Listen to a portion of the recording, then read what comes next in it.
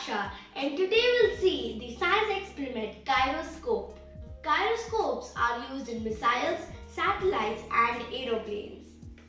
It is used in many other objects and it is responsible for the stability in spinning yo-yo and bicycle. And in Greek, gyro is a circle and scope is to look.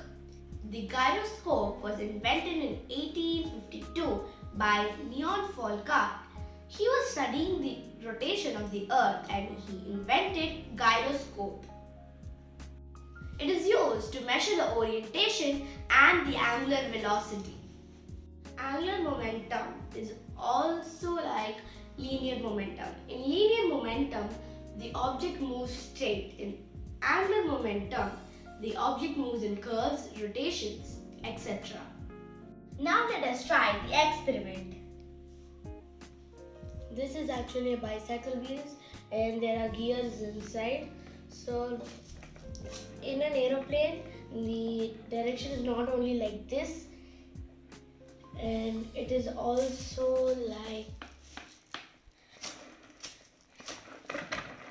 it goes like this.